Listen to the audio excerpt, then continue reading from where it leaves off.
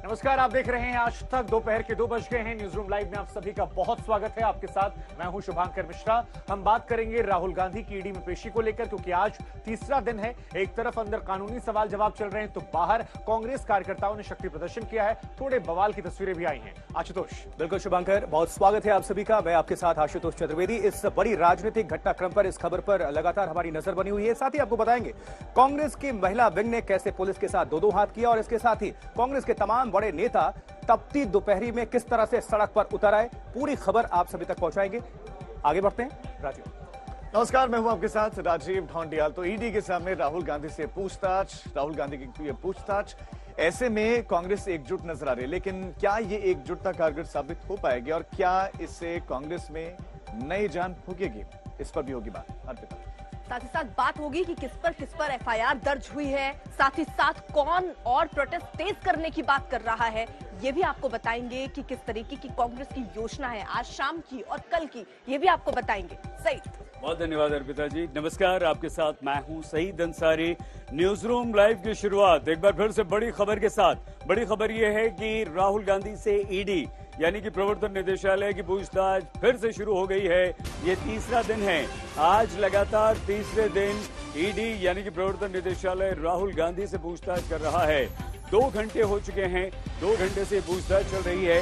तीसरा दिन है। हालांकि राहुल गांधी ने कहा था कि बुधवार को आप उन्हें पूछताछ के लिए मत बुलाइए, लेकिन उनकी ये जो अपील थी उसे ईडी के अधिकारियों ने साफ तौर पर खारिज करते हुए एक बार फिर से राहुल गांधी को पूछताछ के लिए बुलाया है। नेशनल हेराल्ड केस में राहुल गांधी पर ईडी का ये जबरदस्त शिकंजा।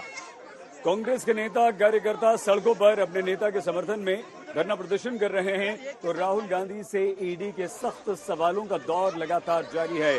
कांग्रेस के भारी विरोध राजनीतिक संग्राम के बीच प्रवर्तन निदेशालय राहुल गांधी से लगातार तीसरे दिन भी पूछताछ कर रहा है और ये पूछताछ जारी है। कल भी ये पूछताछ हुई थी। देर रात ईडी के दफ्तर से उन्हें छोड़ा गया और उसके बाद आज सुबह फिर से राहुल गांधी प्रवर्तन निदेशालय के ऑफिस पहुंच चुके हैं और उनके सवालों जवाबों का सिलसिला एक बार फिर से शुरू हो चुका है।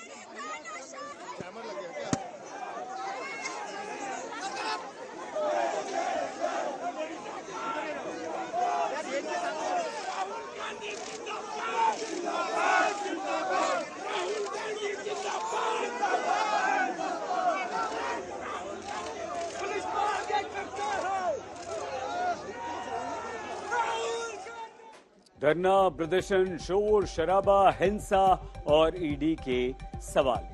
पूरी बात विस्तार से बताएंगे शुभांकर।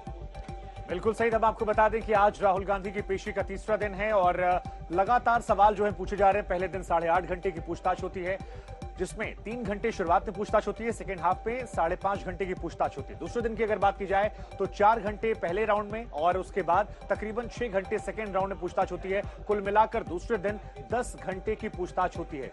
आज भी सुबह तकरीबन 11:30 बजे से लगातार पूछताछ जो है 15 जून को जारी है और कहा यह भी जा रहा है कि ये पूछताछ जो है इसलिए भी हुई क्योंकि सवालों के जवाब बार बार बदले जा रहे हैं। लेकिन आज तीसरे दिन जब राहुल गांधी ईडी के सामने पेश हुए, कानूनी सवाल चल रहे थे, तो बाहर कैसी गहमा गहमी रही, क्या कुछ सियासत देखने को मिली, कैसे हड़कंप रहा, जरा देखिए इस रिपोर्ट में।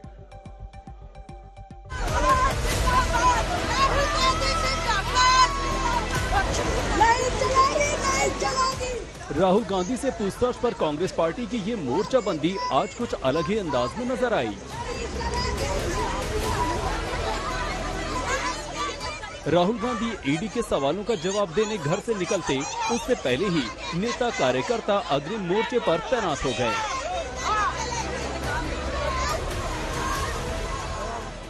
कांग्रेस मुख्यालय के बाहर कांग्रेस के महिला ब्रिगेड ने मोर्चा संभाल लिया। वो सड़कों पर लेट गई। पुलिस दस्ते के साथ 2-2 हाथ के दंगल पर उतर आई।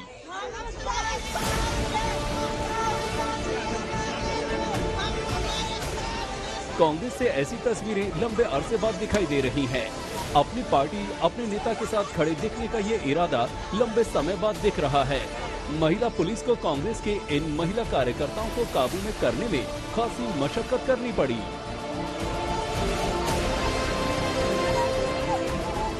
कोई नारा लगा रही है, कोई सड़क पर लेटकर पुलिस को घसीटने को मजबूर कर रही है, किसी को पुलिस टांग कर ले जा रही है।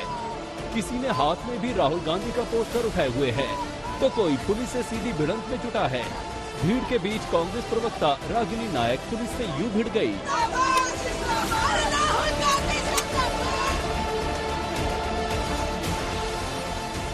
और अब यूपी कांग्रेस के पूर्व अध्यक्ष अजय कुमार लल्लू को देखिए, जो बीच सड़क पर बैठ गए और केंद्र सरकार पर जमकर बिफरे।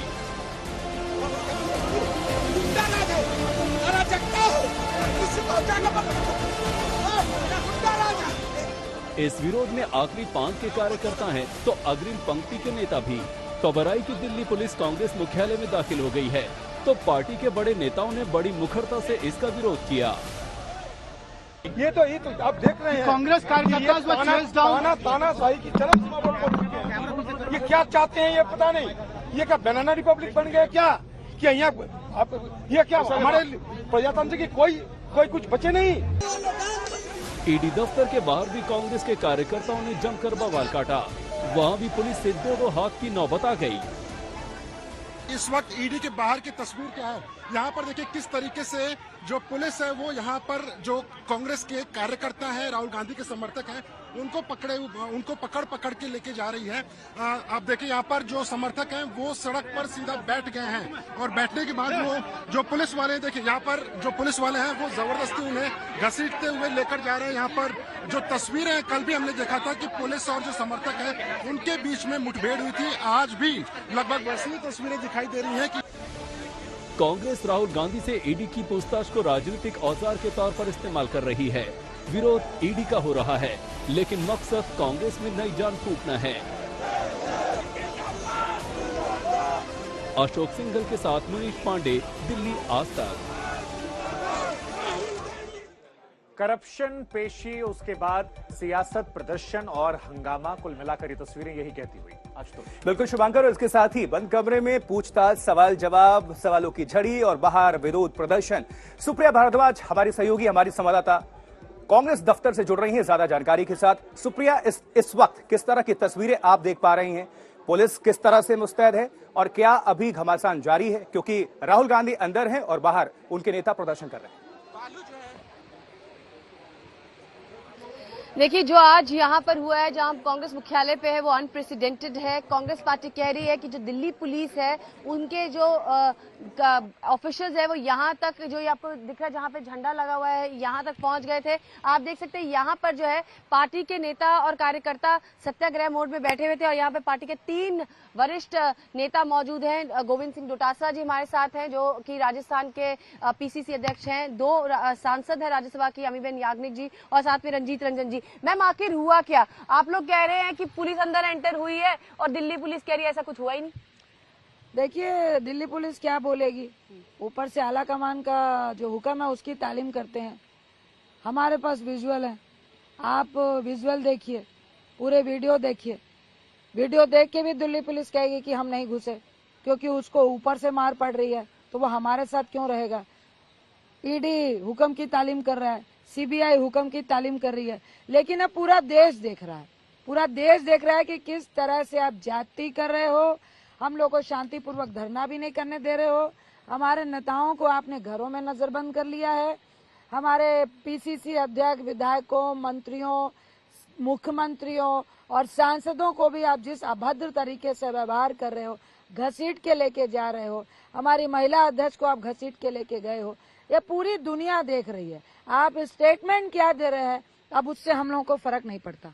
यहाँ पर गोविंद सिंह डोटासरा जी भी हैं। सर, आपसे पूछते हैं, आप तो उस समय यहाँ पे थे भी, हमने देखा। उसके बाद आप यहाँ से भागते भागते अपने कार्यकर्ताओं के साथ गए, जब पुलिस अंदर एंटर हुई, और उसके बाद बाहर आपने मोर्चा संभाल लिया, बैठ गए धरना देने। हुआ क्या था आखिर? पुलिस का डीवाईएसपी और पूरी फोर्स एक साथ अंदर घुसी। जितने नेता कार्यकर्ता थे लाठियां बरसाई, 1-2 के तो पैर भी टूट गए और बाल पकड़ करके, घसीट करके, टांगा टोली करके और ले गए और उनको अरेस्ट कर लिया। और अंदर से, एआईसीसी के परिसर के अंदर से, इससे बड़ा मतलब अन्याय क्या हो सकता है, अराजकता क्या हो सकती है? इतना तो अंग्रेजों ने भी, जो स्वाधीनता संग्रामी थे, उनके साथ में भी नहीं किया था। अच्छा, जो बीजेपी है वो कह रही है कि अगर ऐसा कुछ हुआ तो आप लोग जो है कानूनी कार्रवाई क्यों नहीं कर रहे हैं? दिल्ली पुलिस मना कर रही है कि ऐसा हुआ ही नहीं। कार्रवाई किसके खिलाफ? जो कानून के रखवाले हैं वही तो अन्याय कर रहे हैं। किसको दें दरखास्त, आप बताइए? आप चलिए मेरे साथ, मैं देता हूं दरखास्त देके वो कार्रवाई करते हैं या मेरे को जेल में डालते हैं। तो किसको करें? कल जब मैं आ रहा था 35 किलोमीटर पहले रोक के कहा आपके लिए रात को 12:30 बजे से बैठे हैं, स्पेशल इंस्ट्रक्शन है।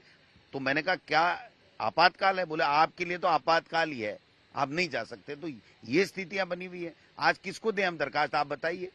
डंडे लिए बैठे हैं। अभिबेन जी नजर बनाकर रखे। निश्चित तौर पर हम देख रहे हैं कि कांग्रेस जो नेता हैं राहुल गांधी, उनसे पूछताछ लगातार, और आज तीसरा दिन है जब ईडी के सवालों का वो सामना कर रहे हैं और उनके कार्यकर्ता, उनके नेता बाहर सड़कों पर विरोध प्रदर्शन कर रहे हैं। राजीव। बिल्कुल आशुतोष, तीसरा दिन है आज, जबरदस्त राजनीति शुरू हो गई है। कांग्रेस की तरफ से रणदीप सुरजेवाला ने जबरदस्त वार किया तो सामने से पलटवार आने में भी देर नहीं लगी। नकवी ने भी बयान दिया, लेकिन वो बयान आपको सुनाएंगे। लेकिन इससे पहले इस वक्त की बड़ी खबर, कांग्रेस नेता शेख हुसैन का जो आपत्तिजनक बयान और प्रधानमंत्री नरेंद्र मोदी पर कांग्रेस नेता के विवादित बोल देखने को मिले। विवादित बोल बोले हैं उन्होंने।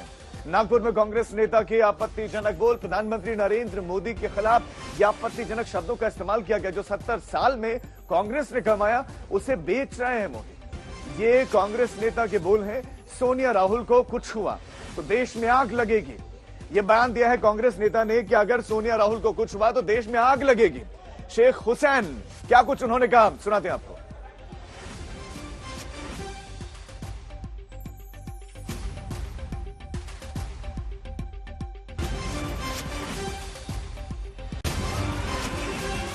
गरीबों के, आदिवासियों के, तमाम अल्पसंख्यकों के जो काम करना है, आज नागपुर से हिंदुस्तान में बेरोजगारी बढ़ रही है, उनको रोजगार देने का काम करो, किसानों की समस्या हल करने का काम करो।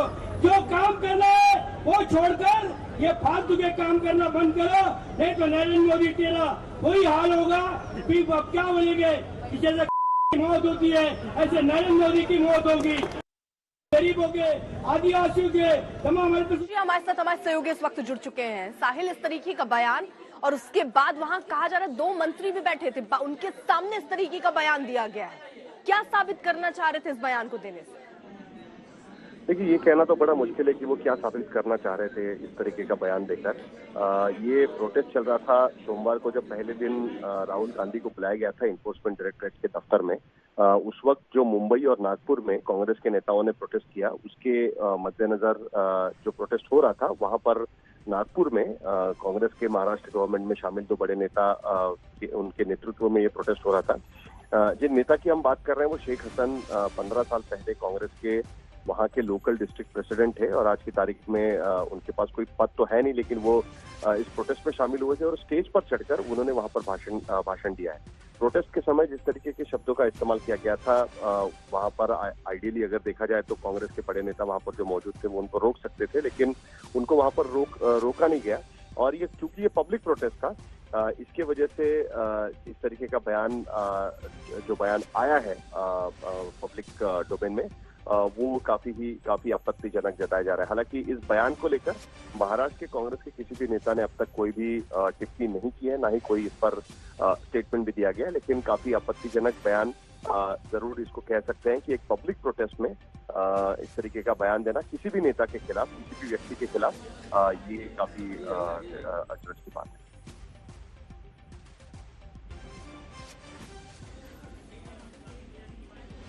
तो पीएम मोदी पर विवादित बयान को लेकर अब एफआईआर भी दर्ज हो चुका है। सोनिया राहुल को कुछ हुआ तो देश में आग लगेगी, ये बयान दिया गया है।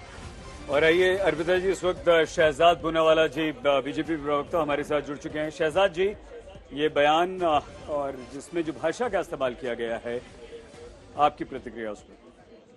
सईद जी, ये केवल विवादित बोल नहीं है, ये वायलेंट बोल है। जैसे आपके संवाददाता बता रहे थे, ये आगजनी की भी एक तरीके से थ्रेट दे रहे हैं, प्रधानमंत्री को मारने का थ्रेट दे रहे हैं। तो ये केवल विवादित बोल नहीं है, ये केवल भाषा नहीं है, बल्कि ये एक धमकी है। और मैं आपको कहूंगा कि इसका पूरा डिजाइन देखिए। असम में कॉप को मारा गया, दिल्ली में किस प्रकार से टायर और आगजनी की गई, किस प्रकार से बैरिकेड तोड़े गए, किस प्रकार से दिल्ली को बंधक बनाने की कोशिश की गई, महाराष्ट्र में भी यही किया जा रहा है। तो जगह जगह राहुल गांधी क्योंकि ईडी के सवालों पर साइलेंट है, तो ये कांग्रेस के लोग सड़कों पर वायलेंट है। मतलब भ्रष्टाचार को बचाना है और राहुल गांधी इवेसिव और ये कार्डर अग्रेसिव। मैं सवाल पूछता हूँ, आपको लगता है इस बयान में जिस भाषा का इस्तेमाल किया गया है, आप कोई शिकायत करेंगे, पुलिस में जाएंगे? इसमें ऑलरेडी शिकायत हमारे महाराष्ट्र के बीजेपी के लोगों ने कर दी है। इसमें बताया जा रहा है नागपुर की पुलिस ने एफआईआर दर्ज की है, पर हल्के सेक्शन में की है। हमारी मांग है कि इन पर और सख्त कार्रवाई होनी चाहिए। परंतु सही जी, सबसे बड़ा सवाल है, क्या ये सत्याग्रह है महात्मा गांधी का या ये राहुल गांधी का दुराग्रह है? असम में एक पुलिस वाले को पीटा गया, उसके भी आपके पास प्रमाण है। जिस प्रकार से दिल्ली में आगजनी 144 का वायलेशन, किस प्रकार से बैरिकेड तोड़ना, ये भी आपके पास है प्रमाण। तो सुरजेवाला जी और कांग्रेस पार्टी से पूछिए कि सवालों का जवाब देने के बदले ये दबाव डालने की कोशिश एजेंसी पर, देश को और देश में आगजनी करने की कोशिश, वायलेंस करने की कोशिश, और राहुल गांधी का ईडी के सामने साइलेंस, ये कांग्रेस और करप्शन का रिश्ता जो है ये सामने निकल कर आ रहा है। करप्शन बचाने के लिए ये कांग्रेस ऑब्ग्रेशन और ऑब्स्ट्रक्शन कर रही है। शहजाद जी, निवेदन आपसे कुछ देर और बने रही है। सत्याग्रह पर सवाल उठा रहे हैं बीजेपी के प्रवक्ता शहजाद पूनावाला। वो साफ तौर पर ये कह रहे हैं कि ये सत्याग्रह नहीं, लेकिन ये विवादित बोल एक बार फिर से सुनिए। गरीबों के, आदिवासियों के, तमाम अल्पसंख्यकों के जो काम करना है, आज नागपुर से हिंदुस्तान में बेरोजगारी बढ़ रही है, उनको रोजगार देने का काम करो, किसानों की समस्या हल करने का काम करो। जो काम करना है वो छोड़कर ये फालतू के काम करना बंद करो, नहीं तो नरेंद्र मोदी तेरा वही हाल होगा। फिर अब क्या बोलेंगे कि जैसे मौत होती है ऐसे नरेंद्र मोदी की मौत होगी। गरीबों के, आदिवासियों के, तमाम अल्पसंख्यकों के जो काम करना है, आज नागपुर से हिंदुस्तान में बेरोजगारी बढ़ रही है, उनको रोजगार देने का काम करो, किसानों की समस्या हल करने का काम करो। जो काम करना है वो छोड़कर ये फालतू के काम करना बंद करो, नहीं तो नरेंद्र मोदी तेरा वही हाल होगा। फिर अब क्या बोलेंगे कि जैसे मौत होती है ऐसे नरेंद्र मोदी की मौत होगी। तो कांग्रेस के नेताओं को आप सुन रहे थे, लेकिन तस्वीरें हम आपको दिखाते हैं क्योंकि तस्वीर देखना आपके लिए जरूरी है। दो तस्वीरें आपकी टीवी स्क्रीन पर आने वाली हैं। एक तस्वीर में प्रदर्शन है, किस तरह से बड़ी संख्या में कांग्रेसी जो हैं वो प्रदर्शन कर रहे हैं, और दूसरी संख्या में वो आगजनी की तस्वीर है। देखिए कैसे बीच सड़क पर टायर जलाकर आग लगा दी गई। हालांकि पुलिस के इंतजामों को लेकर भी सवाल खड़े हुए, लेकिन फिर भी पुलिस ने सूझबूझ दिखाई। बगल में एक गाड़ी जा रही थी जिसमें रेत भरा हुआ था, और उस रेत को उठाकर पुलिस प्रशासन ने यहां पर आग की लपटों पर डाल दिया, जिससे ये आग जल्दी बुझ गई। तो दो तस्वीरें, एक तरफ लगातार कांग्रेस के नेता जो हैं अब विवादित बयान दे रहे हैं, बार बार वो खुलकर कह रहे हैं कि पुलिस प्रशासन ने जो हरकत की है उसके बाद इसका जवाब वो देंगे। साथ में वो ये भी कह रहे हैं कि राहुल गांधी, सोनिया गांधी ने कहा था कि प्रदर्शन जो है वो शांतिपूर्ण तरीके से हो, गांधी जी के आदर्शों के तरीके पर हो, लेकिन जो कुछ हुआ है इसके बाद जवाब वो देंगे, और उसका असर जो है बगल वाली तस्वीर में नजर भी आ रहा है। सुधांशु त्रिवेदी की तरफ से क्या कुछ कहा गया हम आपको सुनवाते हैं, जरा सुनिए। देखिए, इस प्रकार के घृणित बयान प्रतिक्रिया के योग्य नहीं है, परंतु यह कांग्रेस की क्षुद्रता और मानसिक स्तर की सीमा तक पहुंच गया है, यह उसका क्रमशः प्रमाण है। यह केवल एक घटना नहीं है। 2007 में सोनिया जी ने मौत के सौदागर बोला था, 2014 में मोदी जी की बोटी बोटी काटने का आह्वान किया गया, और आज यह बोला गया, तो यह कांग्रेस की वास्तविक मानसिकता कितने निचले और छिछले स्तर पर आती जा रही है उसका प्रमाण। कांग्रेस नेता शेख हुसैन इस समय हमारे साथ हैं, लेकिन उनकी बात जो कही है, उन्होंने जो बयान दिया है वो आपको सुनवा दें, फिर बात करते हैं। गरीबों के, आदिवासियों के, तमाम अल्पसंख्यकों के जो काम करना है, आज नागपुर से हिंदुस्तान में बेरोजगारी बढ़ रही है, उनको रोजगार देने का काम करो, किसानों की समस्या हल करने का काम करो। जो काम करना है वो छोड़कर ये फालतू के काम करना बंद करो, नहीं तो नरेंद्र मोदी तेरा वही हाल होगा। फिर अब क्या बोलेंगे कि जैसे मौत होती है ऐसे नरेंद्र मोदी की मौत होगी। गरीबों के, आदिवासियों के, तमाम अल्पसंख्यकों के जो काम करना है, आज नागपुर से हिंदुस्तान में बेरोजगारी बढ़ रही है, उनको रोजगार देने का काम करो, किसानों की समस्या हल करने का काम करो। जो काम करना है वो छोड़कर ये फालतू के काम करना बंद करो, नहीं तो नरेंद्र मोदी तेरा वही हाल होगा। फिर अब क्या बोलेंगे कि जैसे मौत होती है ऐसे नरेंद्र मोदी की मौत होगी। शेख हुसैन जी, आप ऐसी बात कैसे कह सकते हैं? क्या आपको अफसोस है अपने इस बयान पर? अफसोस किस बात का है? हमारे कांग्रेस के नेता राहुल गांधी जी के जिन शब्दों का इस्तेमाल किया आपने, आप एक पढ़े लिखे सभ्य व्यक्ति हैं, आप एक बड़े राजनीतिक दल के नेता हैं, आप किसी जानवर से किसी की तुलना कैसे कर सकते हैं शेख साहब? नहीं, वो मुहावरा दिया गया है। जिस तरीके से हमारे आज राहुल गांधी के ऊपर, गांधी परिवार के ऊपर मैं उंगली उठा रहे कि आपको राष्ट्रवादी कांग्रेस, शिवसेना, क्या ये एक सभ्य व्यक्ति की भाषा है शेख साहब? क्या ये किसी सभ्य व्यक्ति की भाषा है? देखिए, ये जो है इसको आप गलत अंदाज से ले रहे हैं। ये सिर्फ मुहावरे के तौर पे कहा गया है। मैंने किसी को कोई धमकी नहीं दी है, ना किसी के बारे में कुछ मतलब उसको वो टारगेट करके नहीं, सिर्फ मुहावरा दिया गया है। आप उसको अच्छे से सुनिए कि ये क्या बोला गया। मुहावरा है वो, मुहावरे के तौर पे। और आपको ये सिर्फ बीजेपी के कार्यकर्ता, बीजेपी के नेता जो है, जरा सा भी नहीं लगता कि आपने किसी ऐसे शब्द का इस्तेमाल किया है शेख साहब जो एक सभ्य समाज में नहीं किया जाना चाहिए? नहीं, तो मुहावरा दिए वो उसको। मुहावरे तो बहुत सारे होते हैं, लेकिन सार्वजनिक मंच से देश के प्रधानमंत्री के लिए आप किसी इस तरह के मुहावरे का इस्तेमाल करेंगे? में कर रहे हैं, ये जो गांधी परिवार के साथ में कर रहे हैं, अन्याय कर रहे हैं, ईडी के खिलाफ दे रहे हैं, किसके प्रति किन शब्दों का इस्तेमाल करना चाहिए? देश के सर्वोच्च संवैधानिक पद पर बैठे व्यक्ति के लिए क्या आप इस शब्द का इस्तेमाल करेंगे शेख साहब? उसका हम सम्मान करते हैं, वो पद का सम्मान करते हैं, हम बहुत आदर करते हैं। लेकिन हमने जो कहा है भाषण में वो सिर्फ और सिर्फ मुहावरे के तौर पे कहा है। उसको आप घुमा फिरा के अलग तरीके से दर्शा रहे हैं और नागपुर शहर का माहौल खराब करने की कोशिश कर रहे हैं मीडिया के माध्यम से। तो मैं आपको फिर से बता दूं, जो कहा है वो मुहावरे के तौर पे। जवाब दीजिए, आप हिंदुस्तान में रह रहे हैं या सीरिया तालिबान में रह रहे हैं? इस चीज का क्या मतलब है? इस चीज का क्या मतलब? हिंदुस्तान में सर कानून का राज है, डेमोक्रेसी, और जो शब्दावली का इस्तेमाल आपने प्रधानमंत्री के लिए किया है, आपको लगता है वो जायज है? हमने सिर्फ मुहावरा दिया है प्रधानमंत्री के लिए।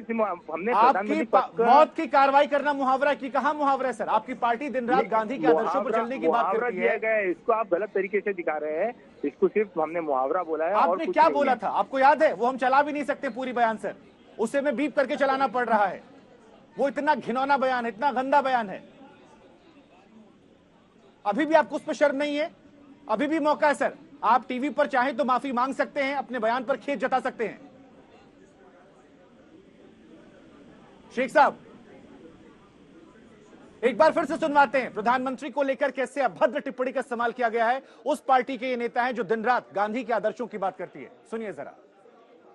आदिवासियों के, तमाम अल्पसंख्यकों के जो काम करना है, आज नागपुर से हिंदुस्तान में बेरोजगारी बढ़ रही है, उनको रोजगार देने का काम करो, किसानों की समस्या हल करने का काम करो। जो काम करना है वो छोड़कर ये फालतू के काम करना बंद करो, नहीं तो नरेंद्र मोदी तेरा वही हाल होगा। क्या बोलेंगे कि जैसे मौत होती है ऐसे नरेंद्र मोदी की मौत होगी। गरीबों के, आदिवासियों के, तमाम अल्पसंख्यकों के जो काम करना है, आज नागपुर से हिंदुस्तान में बेरोजगारी बढ़ रही है, उनको रोजगार देने का काम करो, किसानों की समस्या हल करने का काम करो।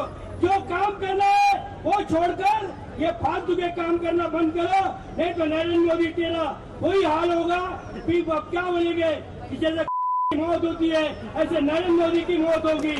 गरीबों के, आदिवासियों के, तमाम अल्पसंख्यकों के जो काम करना है, आज नागपुर से हिंदुस्तान में बेरोजगारी बढ़ रही है, उनको रोजगार देने का काम करो, किसानों की समस्या हल करने का काम करो। जो काम करना है वो छोड़कर ये फालतू के काम करना बंद करो, नहीं तो नरेंद्र मोदी तेरा वही हाल होगा। क्या बोलेंगे कि जैसे मौत होती है ऐसे नरेंद्र मोदी की मौत होगी। तो हम आपको बता दें, हमने उनसे सवाल पूछने की कोशिश की, उन्होंने फोन कट कर दिया है। लेकिन बड़ी हैरानी होती है कि ऐसे बयान को देने के बाद भी माफी तक नहीं मांगी जा रही, उल्टा अपने बयान पर वो कायम है। इतना गंदा बयान उस पार्टी से जो कह रही है गांधी के आदर्शों पर चलते हैं। आशुतोष बिल्कुल शुभांकर, फोन काटने का मतलब ही ये था कि वो सवालों का सामना नहीं करना चाह रहे थे। हालांकि कहते कि अफसोस नहीं है, लेकिन इस पहली बार नहीं है कि इस तरह के बयान दिए हों। इसके पहले भी कई बार बयान दे चुके हैं और चर्चा में रह चुके हैं। और सोनिया और राहुल को लेकर उन्होंने क्या कुछ कहा था, ये भी प्रतिक्रिया आप सभी तक हम पहुंचाएंगे। आप जरा सुनिए शेख हुसैन क्या कुछ कहते हैं। ये तो कुछ नहीं है, अगर जरा सा भी कुछ हो जाएगा पूरे नागपुर, पूरे विदर्भ, पूरा महाराष्ट्र इस सोनिया गांधी और राहुल गांधी के पीछे खड़ा हुआ है। अगर उनके बाल को भी जरा सा धक्का लगेगा तो इस देश के अंदर में अंगार लग जाएंगे, इस देश को बर्बाद हो जाएगा। यही मेरा कहना है कि नरेंद्र मोदी तुमको लोगों ने देश को विकास करने के लिए दिया है। हमें तुम बोलते हो कि 70 साल में कांग्रेस ने क्या किया। अरे जो 70 साल में कांग्रेस ने किया है उसी को बेचकर तुम देश चला रहे हो। तुम कुछ कर नहीं रहे, यहाँ तुमने देश को बेचने का काम किया है। तो प्रधानमंत्री के खिलाफ आपत्तिजनक बयान देते हैं, किसी के मरने की कामना करते हैं और सवाल पूछा जाता है तो कहते हैं कि ये तो सिर्फ मुहावरा था। राजीव, बिल्कुल हैरत होती है कि इसको सिर्फ मुहावरा कहा गया। बहरहाल सुधांशु त्रिवेदी ने इस पर रिएक्ट किया है, उन्होंने बयान जारी किया है, सुनाते हैं। देखिए, इस प्रकार के घृणित बयान प्रतिक्रिया के योग्य नहीं है, परंतु यह कांग्रेस की क्षुद्रता और मानसिक स्तर की सीमा तक पहुंच गया है, यह उसका क्रमशः प्रमाण है। यह केवल एक घटना नहीं है। 2007 में सोनिया जी ने मौत के सौदागर बोला था। 2014 में मोदी जी की बोटी बोटी काटने का आह्वान किया गया और आज यह बोला गया, तो यह कांग्रेस की वास्तविक मानसिकता कितने निचले और छिछले स्तर पर आती जा रही है उसका प्रमाण। महाराष्ट्र में नागपुर के पूर्व सिटी अध्यक्ष कांग्रेस पार्टी के खुलेआम थ्रेट दे रहे हैं, धमकी दे रहे हैं प्रधानमंत्री को, और ऐसे आप शब्द बोल रहे हैं जिनको दोहराया भी नहीं जा सकता। और उनके साथ उस समय महाराष्ट्र सरकार कांग्रेस के 2 वरिष्ठ मंत्री भी मौजूद थे। ये खुली धमकी एक पैटर्न है, एक डिजाइन है। कांग्रेस पार्टी 3 दिन से लगातार confrontation committee, all India confrontation committee बन चुकी है।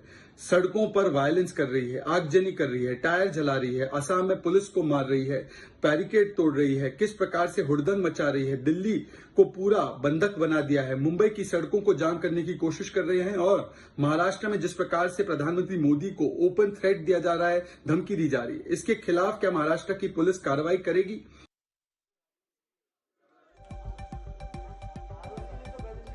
तो बीजेपी का पलटवार किए तो कांग्रेस का चरित्र है। कांग्रेस इसी तरह की भाषा का इस्तेमाल करती रही है, सैनिकों के लिए भी और अब प्रधानमंत्री नरेंद्र मोदी के लिए भी उन्होंने इसी का जो है इस तरह के बयान का इस्तेमाल किया है। बहरहाल इस बीच में बड़ी खबर आपको यह भी देते हैं कि प्रयागराज हिंसा से जुड़ा हुआ बड़ा अपडेट है कि पुलिस लगातार एक्शन ले रही है, लेकिन इस बीच में बड़ी खबर प्रयागराज हिंसा से जुड़ी हुई। प्रयागराज हिंसा को लेकर पुलिस ने जांच तेज कर दी है। कई गिरफ्तारियां प्रयागराज में हो चुकी हैं, बुलडोजर एक्शन देखने को मिला और अब जांच तेज। कई आरोपियों की तस्वीरें पुलिस ने जारी कर दी हैं। तो उत्तर प्रदेश में जो हिंसा हुई, पुलिस तस्वीरें लगातार जारी कर रही थी, कानपुर में भी तस्वीरें जारी हुई और प्रयागराज में भी हिंसा को लेकर पुलिस ने तस्वीरें जारी कर दी हैं। भागे आरोपियों के खिलाफ अब वारंट जारी होगा। पुलिस ने कहा कि वारंट जारी होगा। उपद्रवियों की कुर्की की भी तैयारियां।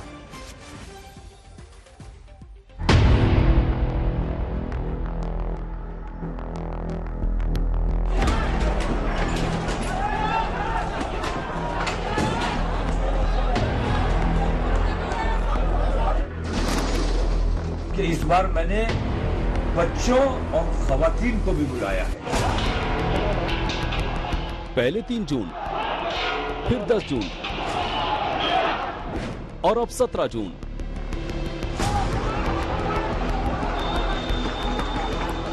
जून का जुमा यूपी पुलिस पर भारी पड़ रहा है। जान सांसद में है क्योंकि 17 जून को एक और जुमे की बारी है। 17 तारीख का जो हमने प्रोग्राम रखा है और मजहब के ठेकेदारों की तरफ से साजिश की पूरी तैयारी है। जरा ये ऐलान सुन लीजिए, 17 जून यानी जुमे वाली साजिश का खुद ब खुद अंदाजा हो जाएगा। पूरे मुल्क में बेचैनी है, बल्कि पूरी दुनिया में बेचैनी है। ऐसे में हमारे देश का शासक खामोश है, कोई फैसला नहीं ले पा रहा है। वैसे हर मामले में उन्हें बहुत बोलने का शौक है। अपने हिंदू भाइयों से भी मैं कहता हूं कि अपने शासक से आपको कहना चाहिए कि मुल्क में इतना माहौल बिगड़ रहा है, खराबियां पैदा हो रही हैं, फसादात होने की नौबत आ गई है। ऐसे में आपको कोई निर्णय लेना चाहिए। साजिश से सने ऐसे बयानों ने यूपी पुलिस की नींद उड़ा दी है, बेचैनी बढ़ा दी है। 17 जून को जुमे पर कुछ ऐसा वैसा ना हो जाए, इसके लिए यूपी पुलिस ने एड़ी चोटी का जोर लगा दिया है। कानपुर और प्रयागराज में खास तैयारी हो रही है। साजिश के ईंट पत्थरों की पहले से सफाई हो रही है। नगर निगम ने ईंटों को हटाने के लिए बाकायदा बुलडोजर उतार दिया है। मेरे पीछे आप अगर देखेंगे तो आपको बुलडोजर नजर आएगा। शाम का वक्त है और ईंटों के इर्द गिर्द बुलडोजर और बुलडोजर के ऊपर ईंटें, ये जो बुलडोजर के ऊपर आप ईंटें देख रहे हैं, ये इस पूरे इलाके में रखे हुए हैं, भरे हुए हैं, इन पतली गलियों में भरे हुए हैं। और ये वही गलियां हैं जहां से उस दिन दंगाई निकले थे और जिन्होंने उस दिन हिंसा फैलाई थी। और आज उसको रोकने के लिए कवायद करी गई है नगर निगम के द्वारा। नगर निगम के जो एडिशनल कमिश्नर है, उनका ये कहना है कि इन ईंटों को यहां से हटाया जाएगा। प्रयागराज में पुलिस की पहरेदारी देखकर ये एहसास हो जाता है कि 17 जून के ऑपरेशन को पुलिस कितनी गंभीरता से ले रही है। डीएम, एसएसपी खुद मोर्चे पर हैं, खुद गश्त लगा रहे हैं, मौके का मुआयना कर रहे हैं और ये पैगाम देने की कोशिश कर रहे हैं कि जुमे पर सुरक्षा का खास ख्याल रखा जा रहा है।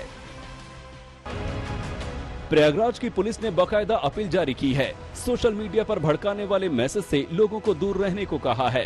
एक तरफ उपद्रवियों से सख्ती से निपटने का इरादा दिखा रही है, तो दूसरी तरफ किसी भी किस्म की ज्यादती न होने की गारंटी भी दी जा रही है।